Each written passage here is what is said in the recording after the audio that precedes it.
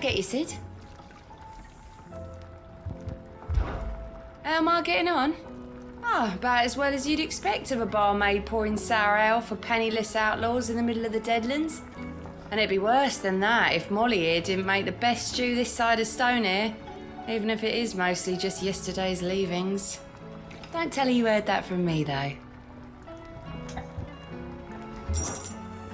Might be a mo.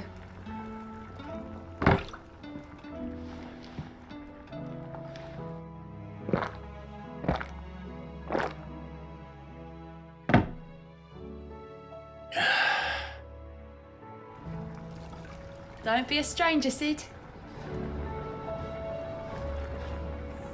You look like you could do with a drink. Shout if you need topping up.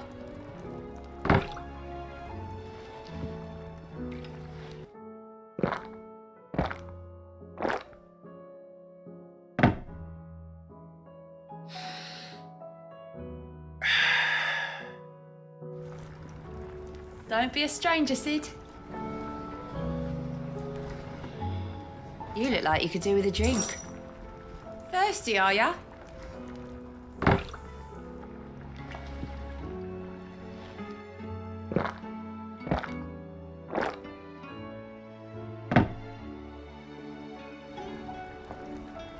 Tell me, Sid, have you ever thought about trying the wine? It ain't half as sour as that swill, and it'll get you tippled twice as fast. Speaking of which, you know that friend of yours over in Lost Wing? What's his name? Kenton? Quinn? Quinston? Anyway, the red from his vineyards is some of the finest in Storm, which is why it's worth an emperor's ransom, and harder to come by than a cup of Grieger's tears. But you ever wondered why that might be? Because I heard it's down to the fact that he buries the bodies of anyone who crosses him under the trellises so the vines can soak up their blood. That can't be true, can it? Can... what?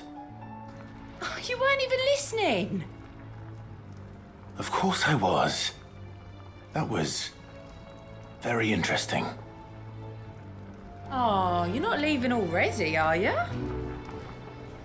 What can I get you, Sid? Shout if you need topping up.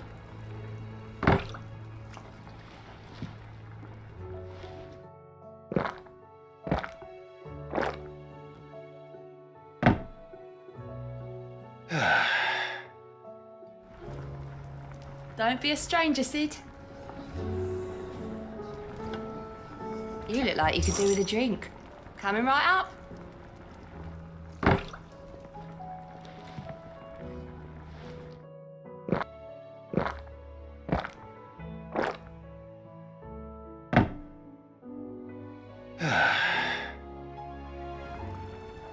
Don't be a stranger, Sid. Welcome back, Sid. A mug of Molly's finest.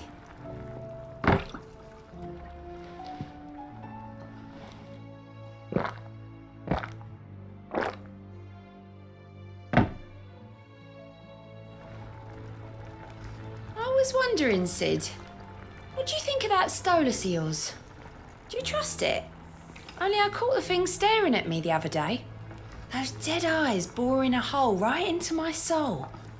But Holmes says I have nothing to worry about. That the owls have been serving mankind since the dawn of time. Speaking of which, that reminds me of a tale I heard. There once was a young man and a young woman who lived on opposite sides of the realm. And though they'd never met in the flesh and only ever spoke by Stolas, the two of them loved each other something fierce. So fierce, in fact, that one day the young man asked the woman for her hand in marriage. Much to his dismay, though, the woman said no. She loved the young man, but her father was against the match, and despite her pleas, he wouldn't budge. Unwilling to accept the cruel hand that fate had dealt him, the young man resolved to journey across the realm, thinking he might convince the father if he could only meet him in person. So he gathered all of his belongings and sold them to buy a chocobo. Then, after entrusting his Stolas with a message for his beloved, he set it aloft and followed after. For days and nights he rode without rest, until the bird finally arrived at a tiny cottage in a tiny village deep in what he thought might be the Northern Territories. Mustering his courage, he dismounted his lathered steed and knocked on the door. No answer. So he tried the handle. And to his surprise, the door creaked open. But when he stepped across the threshold, all he found was an empty hall. Empty, except for an old wooden perch, on which sat 2 Stolases, his and another. The young man asked around the village about the maiden and her father, but nobody could recall such a family ever having lived there. And the house he visited? It had been abandoned for as long as anyone could remember. So what do you think of that then? Of what, sorry? Oh, you weren't even listening, were you, Sid? Of course I was listening. Noble birds, Chocobos. Oh, you're not leaving already, are you? You look like you could do with a drink. The usual, then.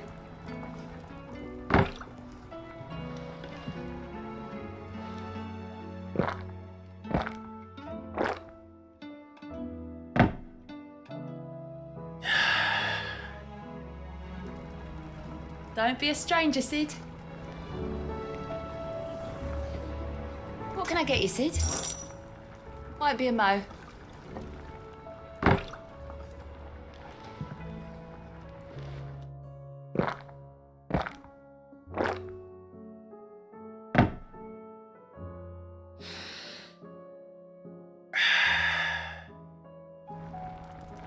Oh, you're not leaving already, are you? Welcome back, Sid. The usual.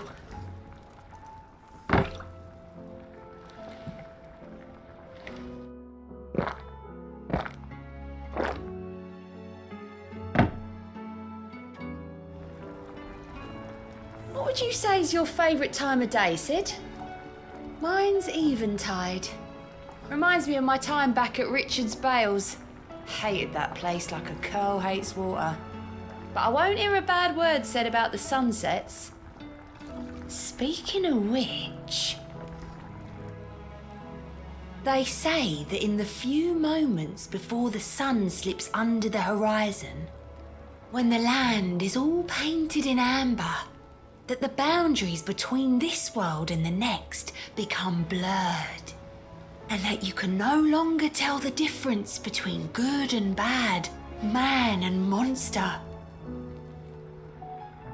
When I worked the fields, it was always in the twilight that bad things happened. Like the time my master came out of the granary, dripping with blood, eyes ablaze. Absolutely. Eh? Oh, not listening. Of course I was. Who doesn't like a good sunset? Don't be a stranger, Sid. You look like you could do with a drink. Shout if you need topping up.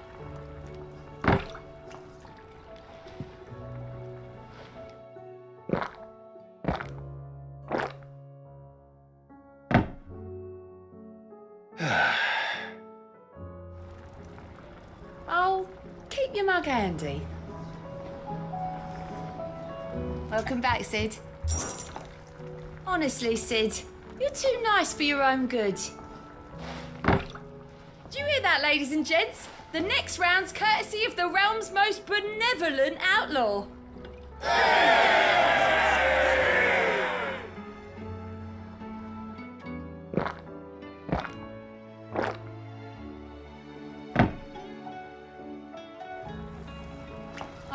you're not leaving already, are you? What can I get you, Sid? As if setting our people free wasn't enough. Good news, everyone. The casks have been liberated. Here's to Sid.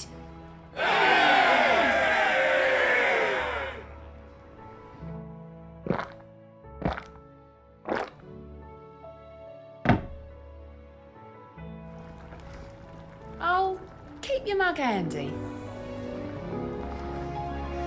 Welcome back, Sid.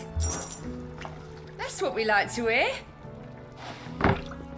Knock 'em back, everyone. Sid's buying.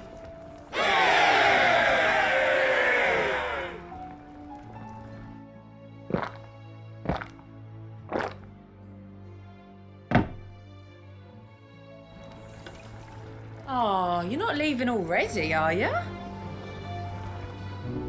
What can I get you, Sid? Well, someone's in a good mood. Drink up, you lot. The next round's on Sid.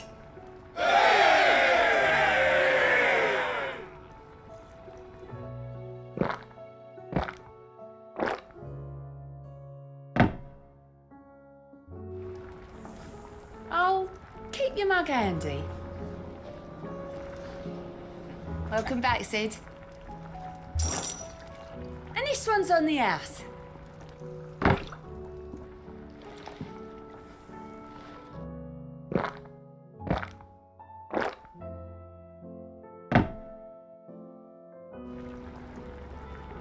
So, everyone knows our hideaway sits in the ruins of a fallen airship, right? And everyone knows that fallen ruins are indestructible, right? Well, riddle me this then. If they're indestructible, then how did they get ruined in the first place? And why does ours have so many leaks in it? Stumped? Then let me tell you a story. Long, long ago, there were these two airship captains who both liked to claim their vessel could fly higher than the others. And after arguing about it till they were blue in the face, they rallied their crews, pointed their bows heavensward and set off, soaring higher and higher and higher. But before they knew it, they found themselves surrounded on all sides by dragons.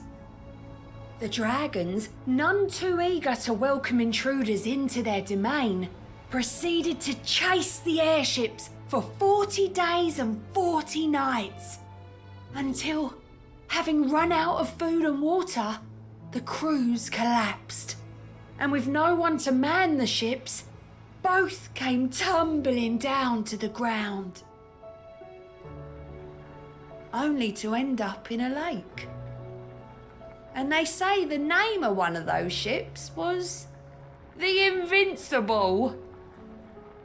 Well, what do you think of that? I'll have Otto see to those leaks. Oh, were you even listening, Sid? Honestly, I've got half a mind to bar you. But then who would you tell your stories to? Oh, you're not leaving already, are you?